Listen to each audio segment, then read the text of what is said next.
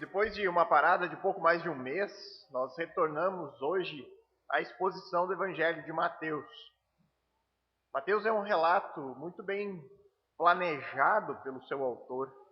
Toda a estrutura do Evangelho de Mateus ela é composta em cima dos 5 grandes discursos de Jesus, os 5 grandes sermões, porções de ensino da parte deste homem que Mateus está aqui tentando mostrar como sendo o Messias, o libertador prometido. E nesse momento nós estamos no intervalo entre o segundo discurso que se encerrou no capítulo 10 e o terceiro discurso de Cristo que se inicia no capítulo 13. E nesse intervalinho de 2 capítulos, o capítulo 11 e 12, toda a narrativa de fatos em torno do ministério de Jesus foca em um ponto de virada da maneira como o povo enxergava Jesus Cristo. De uma grande popularidade que vinha até este momento, Jesus sempre seguido de grande multidão, havia uma grande expectativa em torno de Cristo. Mateus agora começa a mostrar que essas expectativas aos poucos começam a ser frustradas pelo próprio ministério de Jesus. As pessoas agora começam a questionar se Jesus era realmente o Messias. O povo, na verdade, ele esperava um grande líder, um libertador poderoso que viria com grande poder e libertaria a nação de Israel das mãos do Império Romano. O povo esperava um tempo de justiça com a vinda do Messias, que o Messias traria juízo sobre os inimigos da nação. Porém, ao longo do seu ministério, até aqui nós vemos que Jesus age com misericórdia para com todas as pessoas, tanto judeus quanto gentios. Jesus é acusado pelos religiosos, pelo povo, de se relacionar com pecadores. O discurso de Jesus não é um discurso revolucionário, de alguém que quer armar uma revolução contra o Império Romano.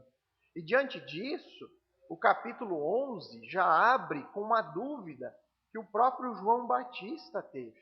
Lá no versículo 3 do capítulo 11, você lê que João manda questionar Jesus, Você é aquele que estava para vir ou devemos esperar outro?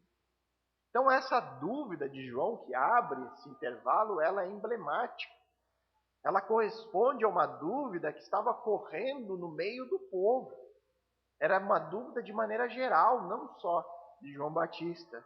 Mas é uma dúvida que vai ser muito mais fomentada pelos líderes religiosos, em especial por essas categorias que nós vemos seguidamente sendo citados, os escribas e os fariseus. Esses líderes, então, eles passam agora a se opor publicamente contra Jesus.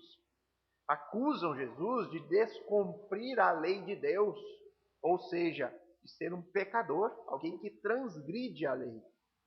Uma das acusações em relação a isso é o fato de Jesus ter curado o homem em um sábado. E essas acusações vão chegar a outro patamar, quando eles dizem que os milagres produzidos por Jesus, na verdade, eram fruto de um poder oriundo de Satanás. E aí Jesus então se dirige a esses líderes, dizendo que ao afirmar algo desse tipo, que o seu poder é demoníaco, os fariseus cometeram um pecado imperdoável, a blasfêmia contra o Espírito Santo. E é em meio a essa controvérsia, em meio a esse embate bastante pesado e tenso entre os religiosos e Jesus, que nós encontramos o texto alvo da exposição de hoje, Mateus 12, versos 38 a 42. Vamos fazer a leitura então. Então, alguns escribas e fariseus disseram a Jesus: Mestre, queremos ver algum sinal feito pelo Senhor. Mas ele respondeu: Uma geração perversa e adúltera pede um sinal, mas nenhum sinal lhe será dado, senão o do profeta Jonas. Porque assim como Jonas esteve 3 dias e 3 noites no ventre do grande peixe, assim o Filho do Homem estará 3 dias e 3 noites no coração da terra. Ninivitas se levantarão no juízo com esta geração e a condenarão, porque se arrependeram com a pregação de Jonas. E aqui está quem é maior do que Jonas. A rainha do sul se levantará no juízo com esta geração e a condenará, porque veio dos confins da terra para ouvir a sabedoria de Salomão. E aqui está quem é maior do que Salomão. Vamos orar, irmãos, mais uma vez? Querido Deus, Senhor e Pai, nós nos colocamos diante da Tua Santa Palavra, pedindo mais uma vez a Tua direção, Teu cuidado, a Tua misericórdia e a Tua graça sobre nós. Que a gente aprenda mais do nosso Senhor e Salvador por meio desse texto. Que a gente não seja como essa geração adúltera e endurecida, Senhor, pedindo a todo momento sinais, evidências para crer, mas que nós sejamos alcançados pelo Teu Espírito Santo e que os nossos olhos sejam abertos para a verdade do Evangelho. É o que pedimos em nome de Cristo. Amém.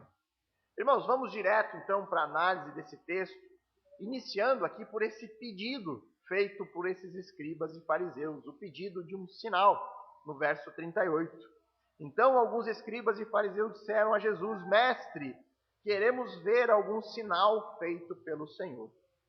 Por mais, irmãos, que o texto deixe a impressão que isso ocorra imediatamente depois da controvérsia em relação à blasfêmia contra o Espírito Santo, a palavra então, no original, ela pode ter um significado tanto de logo depois, como que o sentido de posteriormente, depois de um determinado tempo, aconteceu isso.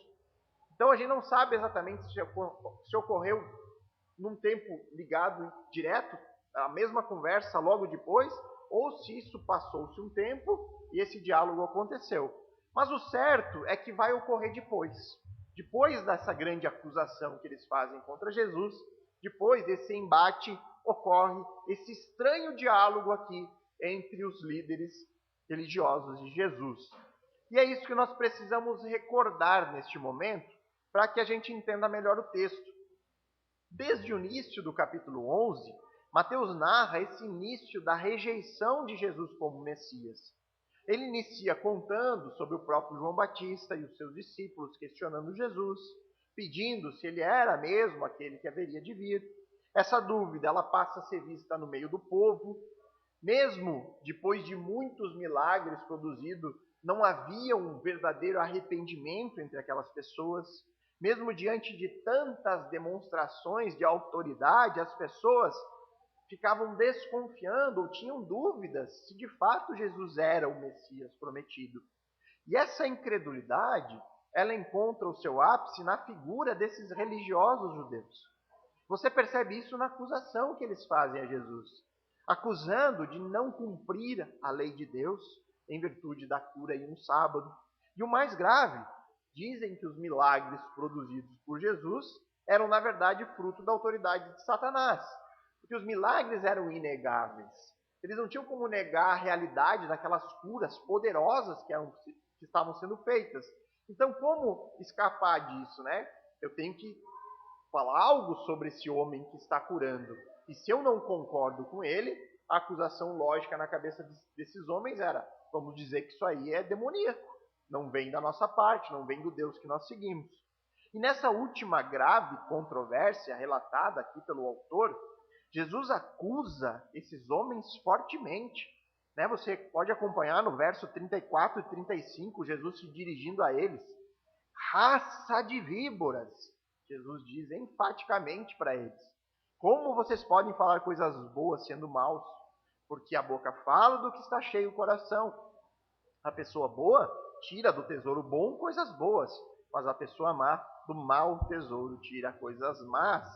Então percebam, irmãos, o nível da tensão presente aqui nesse relacionamento de Jesus e os religiosos. De um lado, a acusação de que Jesus age com poder de demônios.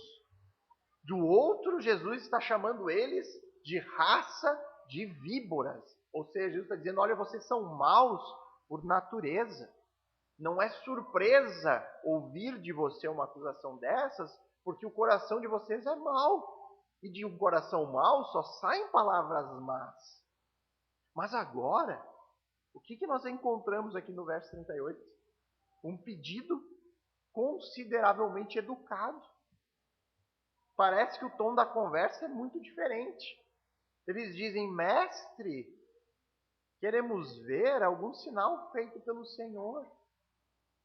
Eles agora estão chamando aquele que eles acusaram de ser, agir com poder demoníaco, ou seja, ser um instrumento de Satanás no mundo. Eles estão chamando essa pessoa que eles acusam tão fortemente de mestre. Lembram de outro adjetivo bastante comum usado por Jesus em relação aos fariseus? Hipócritas. O pastor Adriano, na semana passada, ele explicou um pouco do termo, do significado do termo. A origem vem do teatro, vem do uso de máscaras. Eram atores religiosos, eles se passavam uma imagem de ser alguém que eles não eram.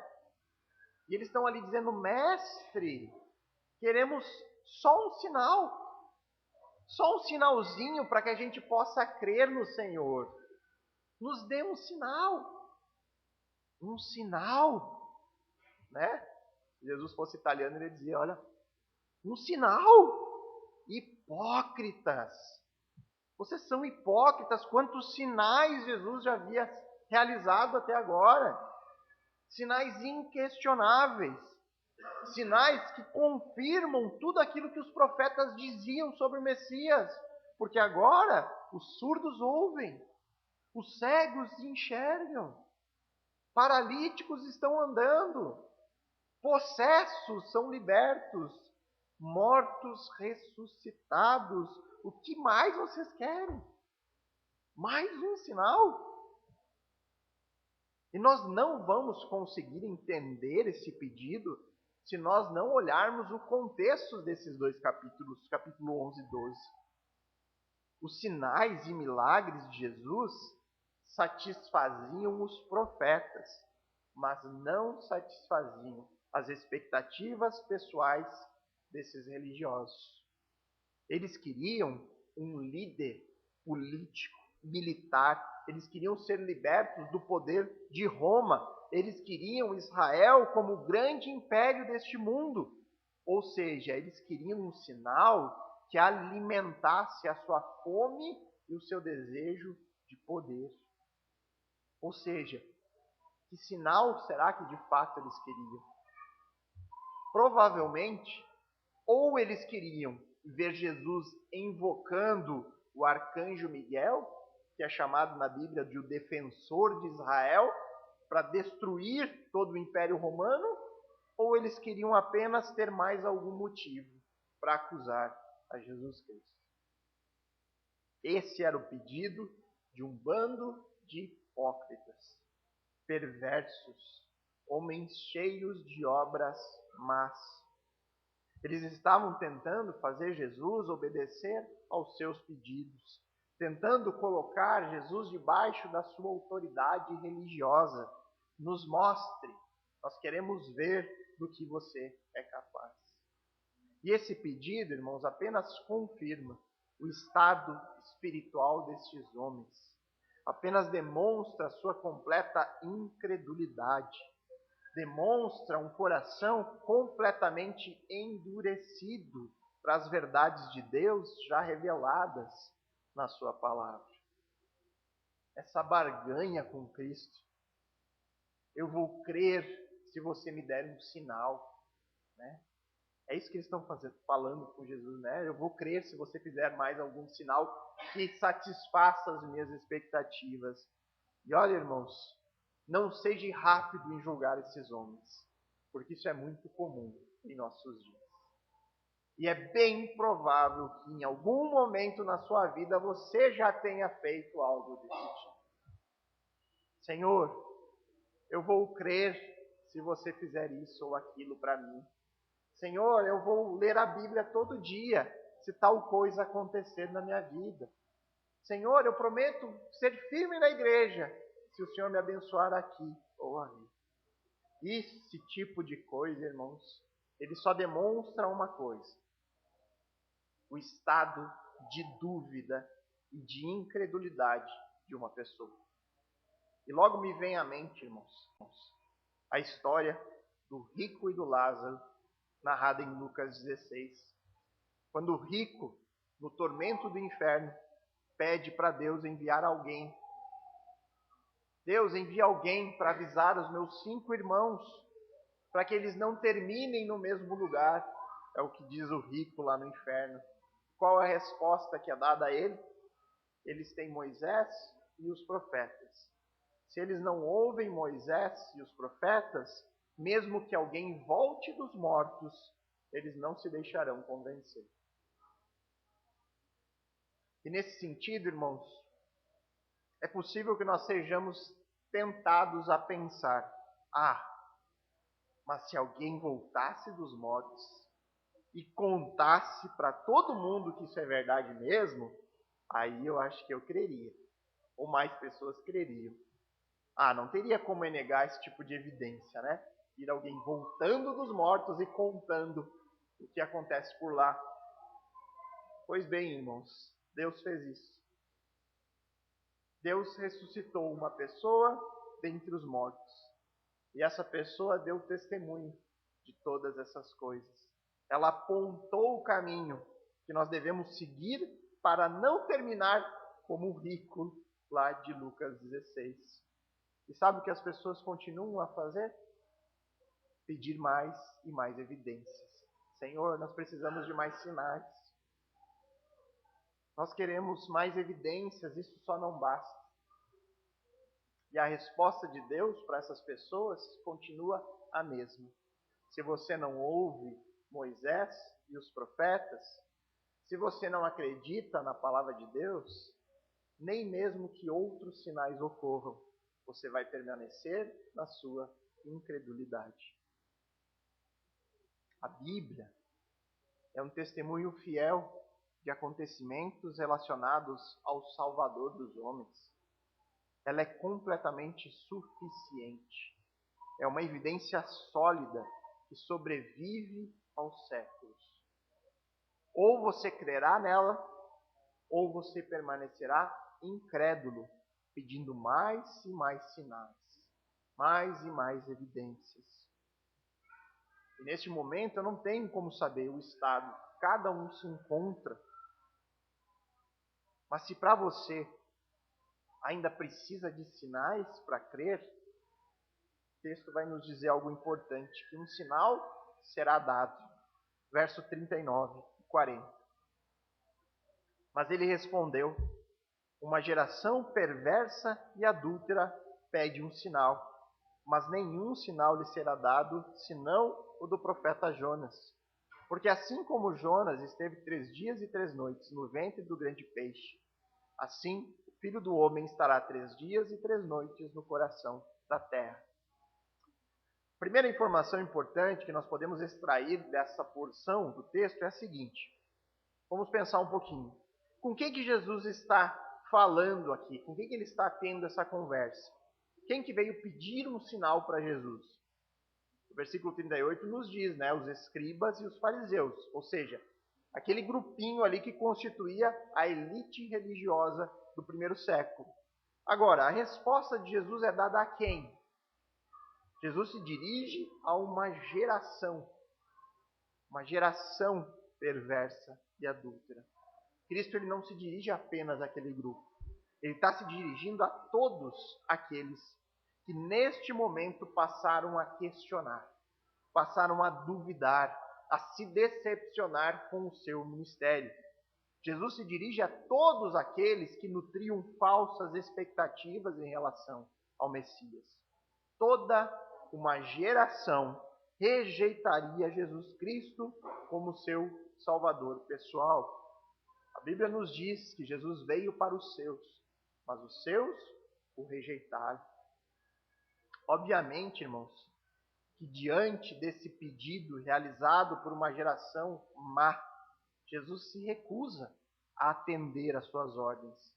E ele afirma que nenhum sinal lhe será dado. Jesus não fará aquilo que eles querem. Jesus não vai ficar entretendo um bando de escarnecedores. Pessoas cujo objetivo já está muito bem estabelecido. Você pode voltar no verso 14 e ler qual o objetivo principal dos fariseus.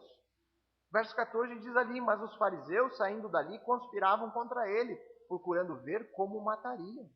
Esse era o objetivo desses homens. Jesus não faria nenhum sinal para essas pessoas cujo o objetivo, sim, era diabólico, demoníaco, tirar a vida do Messias. Mas, diz o texto, nenhum sinal será dado, senão o do profeta Jonas. Jesus ele não presentearia essa geração perversa com um sinal nos termos solicitados por eles, mas um sinal seria realizado. Esse era o sinal de Jonas. Porque assim como Jonas esteve 3 dias e 3 noites no ventre do grande peixe, assim o Filho do Homem estará 3 dias e 3 noites no coração da terra. Esse era o sinal que ele daria. Esse sinal, ele não seria realizado para satisfazer o pedido dos escribas e fariseus. Esse sinal aconteceria independentemente do pedido deles. Ele seria realizado porque estava programado a acontecer desde a eternidade passada. Era a vontade do Pai. Esse sinal, ele seria a evidência do triunfo de Cristo diante de uma geração perversa. A história do profeta Jonas é muito conhecida, né, irmãos? Eu creio que todos nós aqui devemos conhecer essa história. É aquele profeta que foi restituído da barriga de um grande peixe depois de 3 dias e 3 noites. Então a questão central desse sinal estava na semelhança do que aconteceria com Cristo com a história do profeta Jonas. Assim como Jonas ficou confinado na barriga de um peixe por 3 dias, sendo depois disso liberto desse seu confinamento, como que saindo daquilo que seria a sua sepultura, o Filho do Homem, da mesma forma, ficaria confinado em sua sepultura por 3 dias. Mas depois deste período, a sua sepultura não poderia mais o deter e Jesus voltaria à vida. O sinal seria que o poderoso, inigualável, maravilhoso sinal da ressurreição aconteceria. E esse sinal mudaria a história da humanidade para sempre. Você precisa de um sinal para crer? Jesus ressuscitou dos mortos. Esse é o sinal. Sobre isso, irmãos, sobre a ressurreição de Cristo, 2 coisas devem ser consideradas. Uma diz respeito à própria pessoa de Jesus e outra diz respeito a cada um de nós. Aqui na Igreja Bíblica Luz do Mundo, irmãos, nós sempre alertamos a todos em relação a isso. Existem muitos tipos de Jesuses sendo pregados, sendo oferecidos por aí. Muito tipo. Não é só porque um lugar é falado sobre Jesus que aquele lugar oferece de fato a verdadeira salvação. E em especial eu quero tratar sobre lugares que negam a divindade de Cristo. Negam que Jesus é Deus. E aqueles lugares que negam a soberania de Deus. Como que Deus poderia, como Jesus aqui poderia fazer uma afirmação como essa, dizendo o que aconteceria sobre ele, sendo apenas um homem criado por Deus? Como ele poderia dizer que um sinal seria dado e que seria semelhante a Jonas aquilo que aconteceria com ele? Como Jesus poderia fazer uma afirmação dessa natureza se Deus não tivesse o controle completo dos acontecimentos referentes à missão de Cristo neste mundo? Sobre isso alguém poderia ainda argumentar, mas quem sabe Jesus não quis dizer que o sinal de Jonas seria a sua ressurreição. Poderia ser outra coisa relacionada ao profeta. E aí eu digo, ok, podemos até olhar esse argumento de perto, considerar ele e justificar por que não. Mas será que só isso que Jesus falou acerca daquilo que aconteceria sobre a vida dele? Será que só isso ele falou sobre a ressurreição? Veja só o que diz em João 10, versos 17 e 18. Ele diz assim: Por isso o Pai me ama, porque eu dou a minha vida para recebê-la outra vez. Ninguém tira a minha vida. Pelo contrário, eu espontaneamente a dou. E aí ele acrescenta ainda mais: tenho autoridade para entregá-la e também para reavê-la. Este mandato recebi de meu Pai. Irmãos, que homem pode afirmar algo desse tipo? Qual homem pode dizer algo assim? Ninguém tira a minha vida, eu a dou espontaneamente, e eu tenho autoridade para dar e para recebê-la de volta. Quem pode falar algo dessa natureza? Se você encontrasse um homem na rua com esse tipo de discurso, o que você diria sobre esse homem? Alguém na praça pregando, falando: olha, eu tenho poder sobre a minha vida, ninguém a tira de mim, eu vou lá e a dou e tenho poder para receber de volta. O que será que nós diríamos de um homem assim? Você diria, irmãos, exatamente aquilo que os judeus disseram de Jesus logo depois de eles ouvirem essas palavras. No mesmo texto, João 10, no verso 20. Muitos deles diziam: ele tem demônio e enlouqueceu. Porque vocês ouvem o que ele diz. Foram o que falaram. Falaram isso quando ouviram Jesus dizendo: está endemoniado e está maluco. Se crer em Jesus, irmãos, fosse só uma questão racional, o caminho que nós deveríamos escolher seria o mesmo dessas pessoas. Esse homem enlouqueceu. Como que alguém em pleno estado mental pode dizer que possui controle sobre a sua vida? Como que alguém em sã consciência pode dizer que ele entrega a sua vida quando quer e toma de volta quando quer? Esse cara está maluco. E existem diversos outros textos, irmãos, onde Jesus afirma o que aconteceria com ele. Ele fala antecipadamente sobre a sua traição. Ele fala sobre o seu sofrimento. Ele fala sobre a sua morte e sobre a sua ressurreição. Ele falou abertamente, com detalhes, o que aconteceria.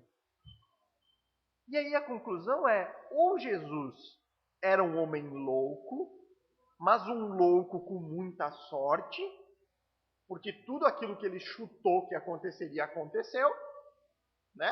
Ele simplesmente falou que aquilo aconteceria com ele, mas ele não tinha, como um louco, ele não tem como garantir que aquilo aconteceria.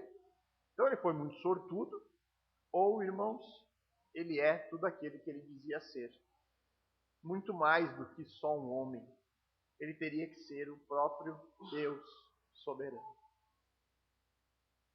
E aí, irmãos, quando nós chegamos em um assunto como esse, soberania de Deus, duas naturezas de Cristo, né, um ser divino e humano, eu não estranho nada quando alguém diz para mim: pastor, isso é demais para a minha cabeça. Como que eu vou conseguir conceber a ideia de um Deus homem? Eu não consigo entender isso. E a gente lembra as palavras de Paulo que nós acabamos de ler hoje aqui em 1 Coríntios, lá no capítulo 1, verso 27.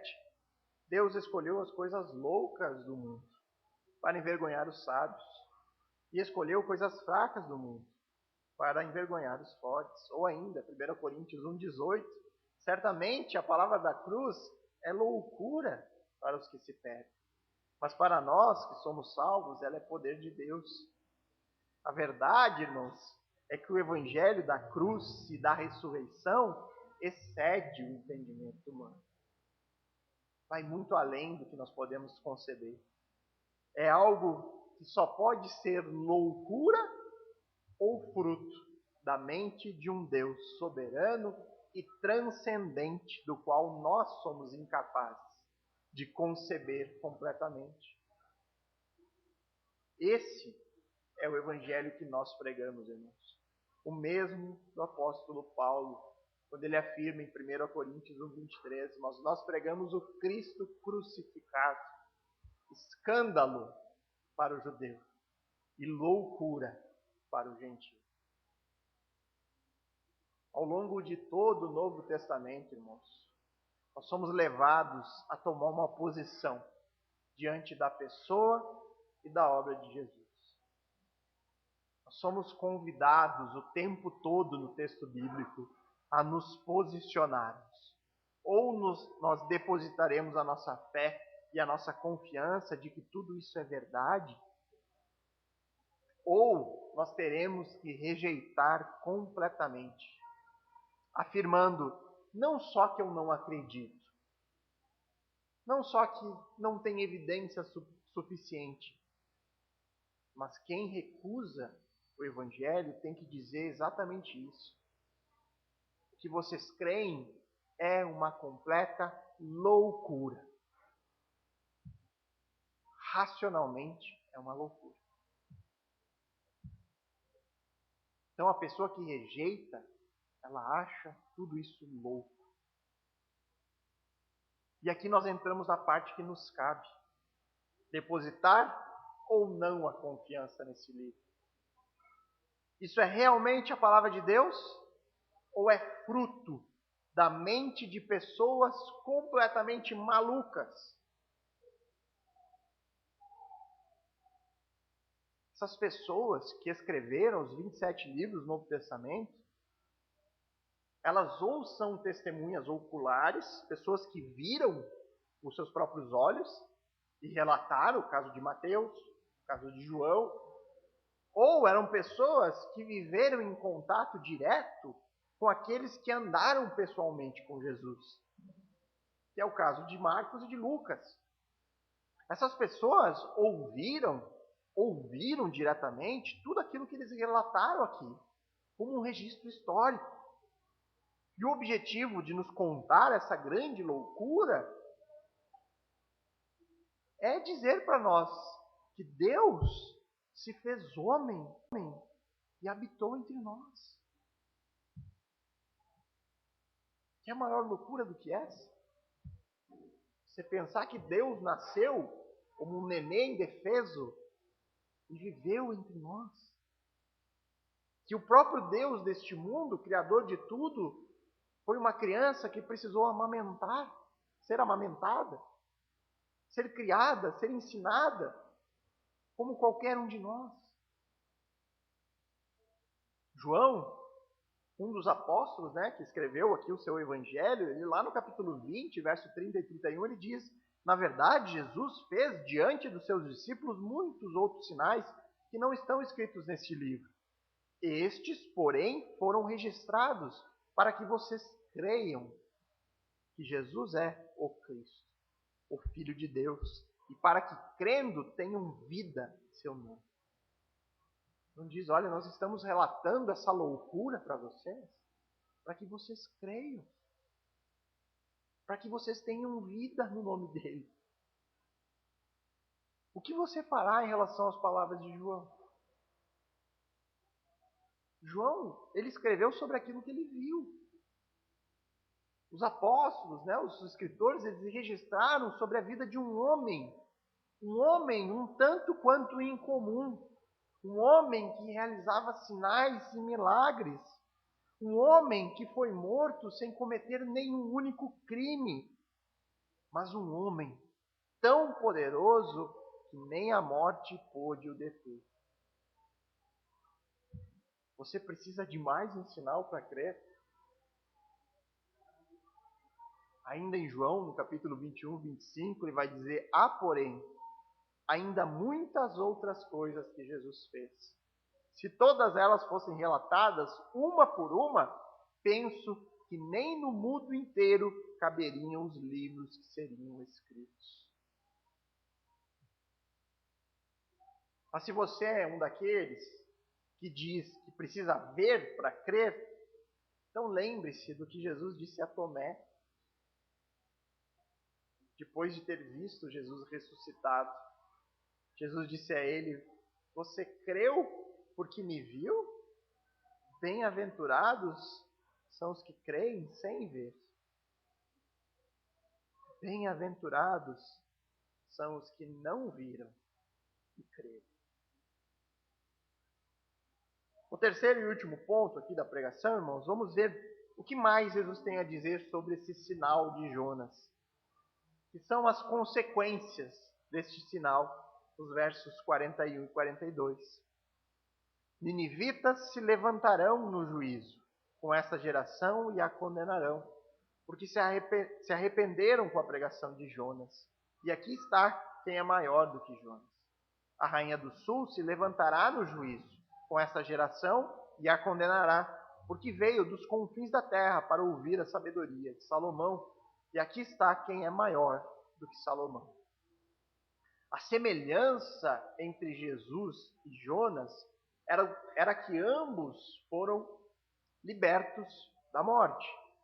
Porém, existe uma diferença importante entre os dois, que é a resposta dos seus ouvintes à sua pregação. Jonas, ele pregou para os habitantes de Nínive e eles se arrependeram. Eles ouviram a pregação de Jonas. Enquanto que Jesus, mesmo sendo maior do que Jonas, pregou para as pessoas da sua época, mas elas não se arrependeram. E aí, por conta disso, os homens de Nínive, que ouviram a voz do profeta Jonas, eles se levantarão no julgamento final para servirem como testemunha em relação à incredulidade desta geração que Jesus se dirige, que mesmo ouvindo as boas novas diretamente da boca do Messias, elas não se arrependeram dos seus pecados. E aí, de semelhante modo, a rainha do sul, e essa é uma referência à rainha de Sabá, uma história que você vai encontrar lá em 1 Reis, capítulo 10, versos de 1 a 13, ela, que foi até Jerusalém por conta dos relatos sobre a grande sabedoria de Salomão, ela foi lá para ouvir aquele grande rei. Ela se levantará também, juntamente com os ninivitas, como testemunhas de acusação no julgamento final contra essa geração, que teve no seu meio alguém que era ainda maior do que Salomão. E mesmo assim eles não foram até Jesus, não deram ouvido às suas palavras e permaneceram sem crer no Messias. Então o argumento de Jesus é que algumas pessoas que nem faziam parte da nação escolhida de Deus, os ninivitas e a rainha de Sabá, elas não eram do povo de Israel. Eles não tinham acesso à maior parte da revelação especial do Senhor. E, portanto, eram pessoas menos privilegiadas nesse sentido. E elas foram lá e ouviram a pregação de dois homens, um profeta e um rei, que são menores do que o Messias. Enquanto que o povo judeu, o povo que recebeu a lei, os salmos e os profetas, o povo que conhecia as profecias messiânicas, o povo que esperava ansiosamente pelo libertador prometido, esse povo não deram ouvidos à palavra de salvação vinda da boca de Jesus Cristo. E essa é a explicação básica aqui desse texto, irmãos. Mas eu gostaria de tentar mostrar para vocês aonde Mateus quer levar o seu leitor. Onde Mateus está conduzindo aqui o seu leitor. E aí nós temos que lembrar que o público-alvo de Mateus, aquilo que Mateus tensionava na sua mente alcançar, era um público predominantemente feito de judeus. É por isso que existem tantas citações de textos do Antigo Testamento aqui em Mateus. Em diversos momentos você vai ver que Mateus fala que tal texto do Antigo Testamento se cumpriu na pessoa, na obra de Cristo. Os primeiros capítulos são cheios desse tipo de texto. O objetivo do apóstolo é mostrar que Jesus é sim o Messias, o libertador prometido ao povo judeu desde Gênesis 3,15. Que o sofrimento e a morte de Jesus não foram a sua derrota, mas foi a sua vitória. E que tudo isso deveria se cumprir, deveria acontecer para se cumprir as Escrituras. E para alcançar esse propósito, Mateus, ele organizou o seu relato de uma maneira muito mais lógica do que cronológica. Cada parte do texto foi cuidadosamente pensada para atingir esse alvo pré-determinado por ele, convencer um público predominantemente judeu a crer que Jesus é o Messias. O povo de Israel, ele ansiava, ele desejava por aquele homem que havia sido prometido por Deus, o descendente de Eva, aquele que seria o ungido do Senhor, o Messias. E esse homem, segundo as profecias bíblicas, seria alguém separado e consagrado por Deus para ser o sacerdote, o profeta e o rei daquela nação.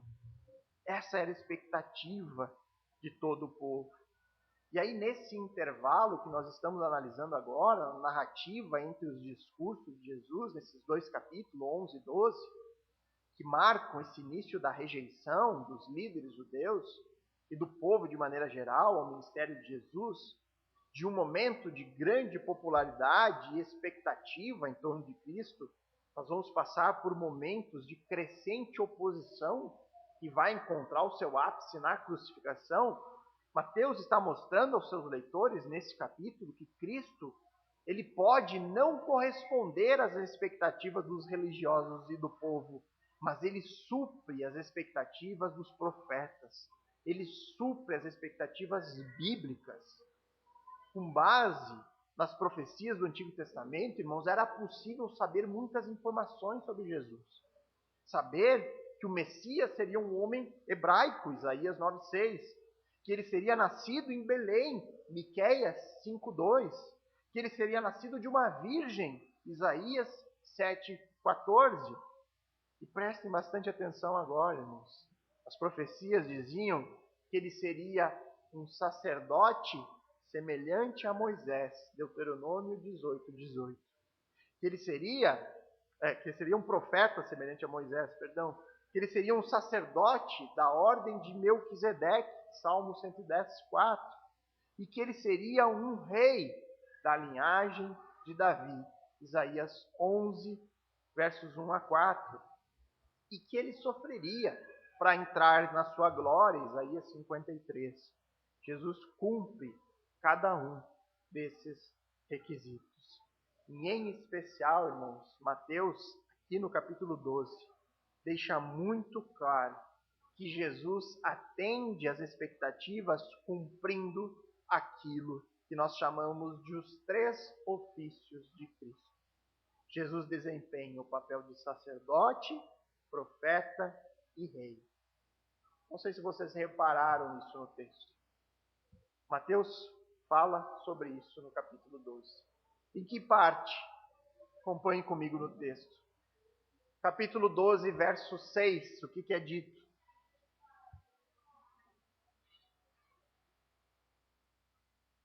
Quando ele foi acusado de profanar o sábado, Jesus diz: pois eu lhes digo que aqui está quem é maior do que o templo. No templo, irmãos, era onde o papel sacerdotal é desempenhado. O templo era o lugar da habitação de Deus no meio do seu povo.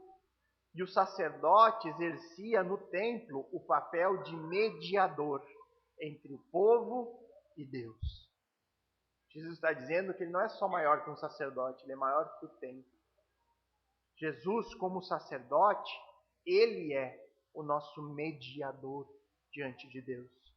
Ele ofereceu a si mesmo, de uma só vez, em sacrifício, para satisfazer a justiça divina e nos reconciliar com o Pai, e vivendo sempre para interceder por nós diante do nosso Deus. Voltando ao verso 41 aqui do capítulo 12, a parte final, Jesus diz: aqui está quem é maior do que Jonas. Ele já disse que ele é maior que o templo. Agora ele diz que ele é maior que Jonas. Jesus é maior do que um profeta. O profeta, irmãos, é aquele que revela a vontade de Deus para o povo. E como profeta, Jesus é o ponto alto da revelação. Jesus nos revela toda a perfeita vontade do Pai. Ele é a expressão exata da pessoa de Deus. E aí o verso 42, no finalzinho, ele diz: e aqui está quem é maior do que Salomão. Jesus é maior do que um rei. O rei, irmãos, é aquele que governa, aquele que dirige, aquele que protege o seu povo. Jesus, como rei, ele governa soberanamente sobre o mundo. Jesus, como rei, ele protege o seu povo, ele conquista sobre os seus inimigos.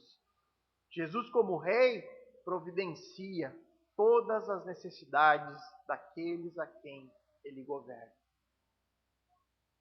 Mateus confirma aqui, irmãos, as consequências do sinal de Jonas. Ao ressuscitar dentre os mortos com grande poder, Jesus atende todas as expectativas proféticas em relação ao Messias. Jesus é para nós perfeito sacerdote, o maior dos profetas e o soberano e majestoso rei da linhagem de Davi. E diante de tanta perfeição no plano de Deus, diante de tudo isso que nós acabamos de ver, eu retorno à pergunta principal essa noite. Você ainda precisa de um sinal para crer? Você precisa de mais alguma evidência diante do que a própria Bíblia nos revela sobre Cristo? Muitas pessoas, irmãos, têm depositado a sua confiança em outras pessoas. Muitas pessoas que provavelmente você conhece depositam a sua confiança nas palavras de Allan Kardec, nas palavras de Buda, nas palavras da Ellen White, nas palavras de Confúcio, nas palavras de Maomé e por aí vai. Coloque todos os grandes gurus espirituais ao longo de todos os tempos e compare com Jesus Cristo de Nazaré. Sabe por qual motivo eu creio em Jesus e não em nenhum dos outros? Por causa do sinal de Jonas. Jesus foi o único homem que venceu a morte. Jesus foi o único homem que ressuscitou em glória. Como que eu poderia depositar a minha confiança em pessoas que morreram e estão até hoje sepultadas? Não há, irmãos, e nunca houve nenhum outro igual a Jesus. Este é o sinal, irmãos, que eu preciso para depositar a minha confiança toda nele. E eu lhe convido a fazer o mesmo. Eu lhe convido a conhecer mais sobre Jesus Cristo de Nazaré.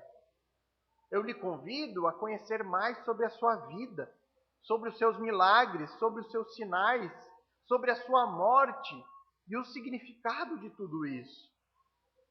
Eu lhe convido a conhecer mais da palavra de Deus.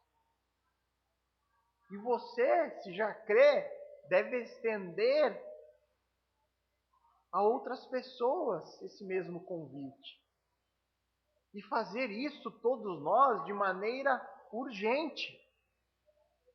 Por que nós devemos ter urgência em falar sobre esse Jesus que ressuscitou? Por causa da brevidade dessa vida. Porque a vida passa muito depressa. Porque nós não sabemos nem se nós estaremos vivos amanhã. E diante disso, irmãos, diante de saber que em poucas gerações passando, as pessoas nem lembrarão mais de nós. Daqui 100, cento e poucos anos, ninguém vai saber o nosso nome mais. Diante disso, que maravilha, irmãos, é poder confiar nas palavras de Jesus. Porque Jesus nos diz em João 11, 25 e 26, eu sou a ressurreição e a vida. Quem crê em mim, ainda que morra, viverá. E todo o que vive e crê em mim não morrerá eternamente. E ele acrescenta no final, não são palavras minhas, você crê nisto? Vamos orar.